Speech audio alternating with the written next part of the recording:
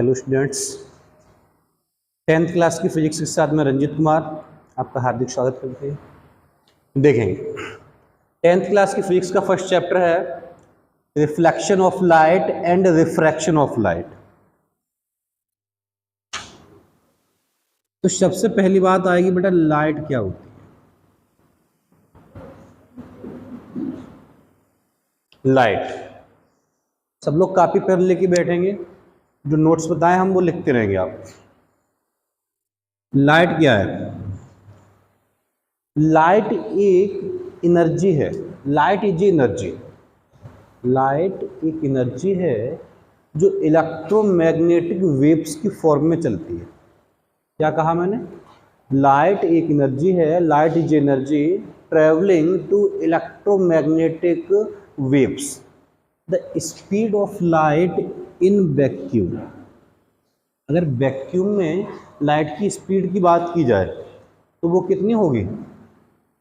3 × 10⁸ metre पर second.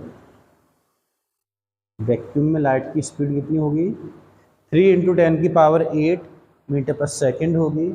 And wavelength होगी इसकी 7,800 एंगस्ट्रॉम टू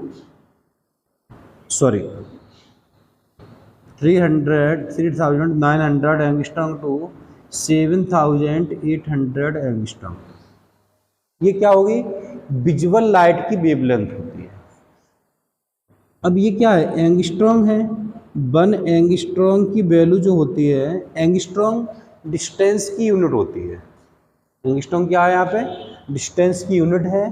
और एक एंगस्ट्रॉम की जो वैल्यू होगी वो होगी 10⁻⁻10 मीटर। 1 एंगस्ट्रॉम इक्वल कितना होगा?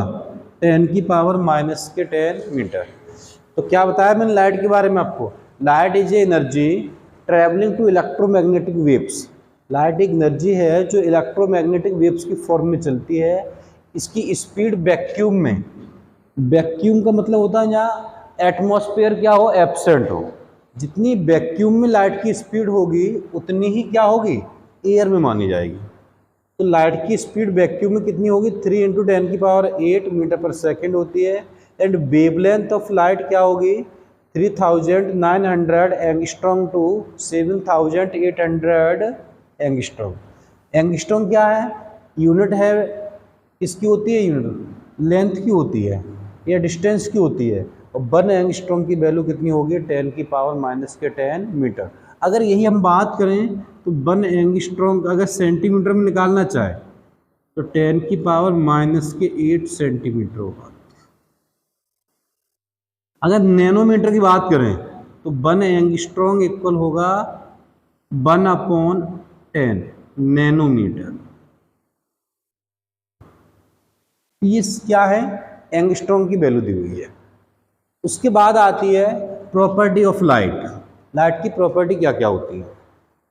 लाइट की बेटा पहली प्रॉपर्टी, सबसे मेन प्रॉपर्टी क्या है? लाइट को अगर हम एक लाइन से डिनोट करें,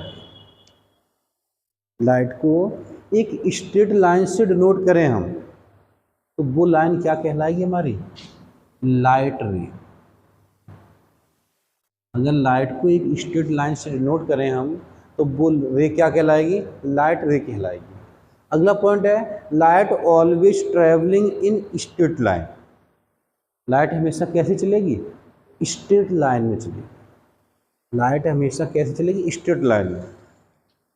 अगला है जब लाइट किसी when light falls on a smooth and polished surface. जब लाइट किसी स्मूथ और पॉलिश्ड सरफेस पे गिरेगी तो क्या होगा? लाइट का रिफ्लेक्शन हो जाएगा, उसी मीडियम में वापस लौट आएगी। इसे क्या बोलेंगे? Reflection of light. तो ये कुछ प्रॉपर्टीज हैं। अब हम बात करेंगे रिफ्लेक्शन ऑफ लाइट की।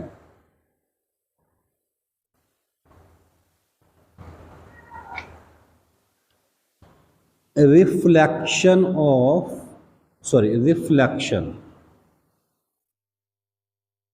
Of light.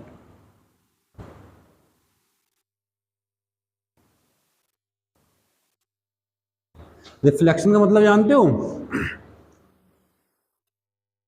आपने शेर और खरगोश की कहानी पढ़ी थी छोटे में? क्या था उसमें? एक जंगल में एक शेर था, वो डेली बहुत से जानवरों को मार देता था, कुछ खाता था कुछ छोड़ देता था। तो सभी जानवरों ने मीटिंग की एक, और उसमें ये कहा कि महाराज जी, एक दिन में आप एक जानवर को ले लीजिए, उससे खा लीजिए, आपकी भूख खत्म हो जाएगी, इस तरह से हम भी बच जाएंगे। शेर मान गया, उसने यही नियम लागू किया। डेली क्या हुआ, एक जानवर किसी का नंबर आता और शेर उस जानवर को खाकर क्या करता था, अपनी भूख को खत्म कर देता। एक दिन एक खरगोश का नंबर आ गया खाने के लिए। खरगोश चालाक था, उसने कहा मरना तो है ही आज, कुछ दिमाग यूज कर ले। उसने दिमाग लगाया क्या किया जाए, उसे एक उपाय सूझा। वो शेर के पास लेट गया, जैसे उसे जाना था 10 बजे, वो गया लगभग 12 बजे, भागता हुआ हाँफता हुआ चला गया। जब शेर को खाना 10 बजे मिलता था, वो खाना नहीं मिला उसे, तो बहुत गुस्से में, शेर बहुत गुस्से में आ गया। शेर इतना गुस्से में आ गया कि उसका चेहरा लाल हो गया। जब खरगोश आया तो उसने बहुत तेजी से चिल्लाया, इतनी देर कहाँ रहे, हमें कितनी तेजी से भूख लगी हुई है। तो खरगोश ने क्या किया, हाथ जोड़ते हुए कहा, महाराज हम तो आपके पास ही आ रहे थे, बट रास्ते में एक शेर मिल गया। उसने कहा इस जंगल का राजा मैं हूं। खरगोश ने कहा नहीं, राजा तो हमारे महाराज जी, इनके पास हम जा रहे हैं। नहीं, हम हैं उनके राजा। उसे बहुत देर रोकने के बाद अब आपके पास आए हुए हैं। शेर में गुस्सा और तेज आ गया। उसने कहा कौन सा था मिला, चलो। उसे खाना भूलकर उस शेर को ढूंढने में ही चला गया। खरगोश बहुत चालाक था, दर भागता रहा, एक कुएं के पास उसे खड़ा कर दिया। जब शेर ने कुएं में देखा तो उसमें पानी भरा हुआ था, तो उसे उसकी क्या छाया दिखाई दी, उसका इमेज दिखाई दिया, और तेजी से वो दहाड़ा। जैसे ही शेर दहाड़ा तो दहाड़ने की आवाज क्या हुई, पानी के सरफेस तक गई और वापस लौट आई। तो किसी चीज से टकराकर वापस लौटना ही क्या कहलाता है, रिफ्लेक्शन कहलाता है। तो आवाज क्या हुई, तल तक गई और वापस लौटी, दहाड़ने की आवाज आई, तो वो क्या कहलाएगा, हमारा रिफ्लेक्शन कहलाएगा। शेर ने कहा तुम कौन? उसने कहा, उधर से भी आवाज क्या आ गई, मैं शेर हूं। उसने कहा मैं जंगल का राजा हूं इसका। उस अंदर से भी आवाज क्या आई, मैं जंगल का क्या हूं, राजा हूं। लास्ट में शेर ने क्या किया, उसी में जंप लगा दिया और शेर खत्म हो गया।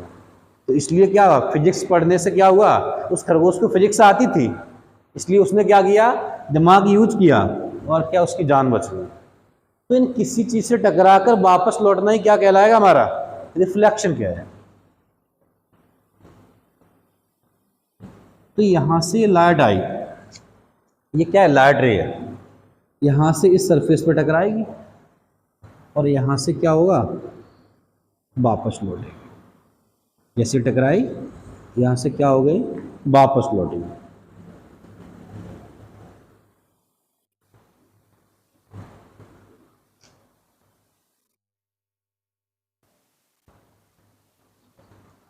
सरफेस से 90 डिग्री पे जो लाइन जाएगी, उस लाइन को हम क्या बोलेंगे, नॉर्मल।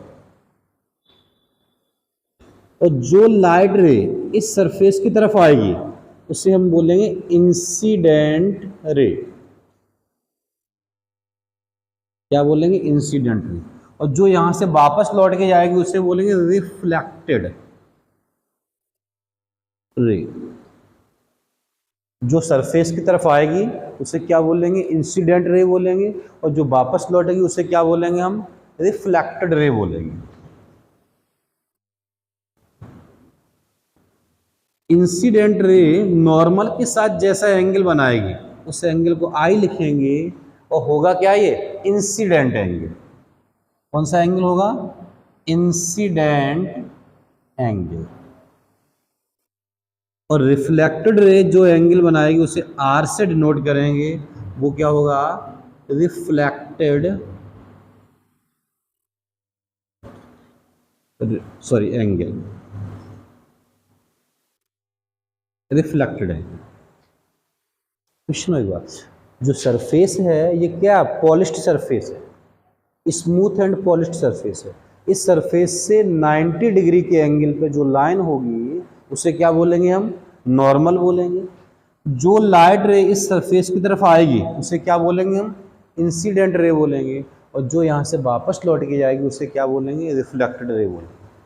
नॉर्मल के साथ जो एंगल बनाएगी ये रे उसे इंसिडेंट एंगल, और जो यहाँ से क्या है रिफ्लेक्टेड रे के साथ बनाएगी उसे क्या बोलेंगे, reflected angle.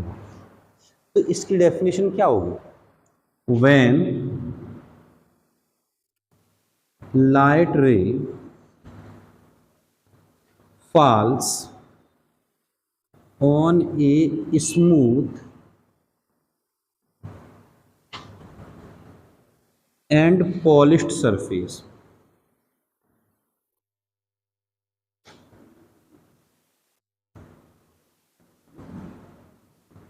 then it is returned back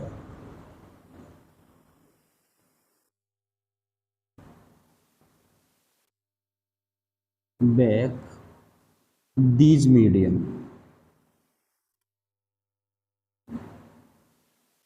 This phenomena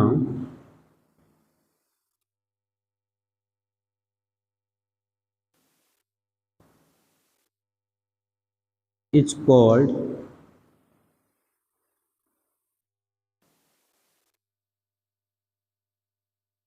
reflection of light.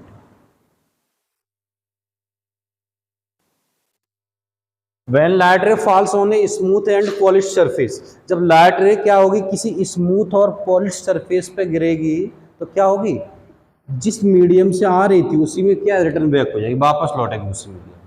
तो यही फिनोमेना क्या आएगा, रिफ्लेक्शन ऑफ लाइट कहलाएगा। इसके दो रूल्स होते हैं बेटा, कौन कौन से होते हैं। फर्स्ट लॉ क्या जाता है, सरफेस लॉ। इसमें क्या कहा गया है, सरफेस लॉ ध्यान से देख लेना क्या है, incident ray comma reflected ray and normal always same plane.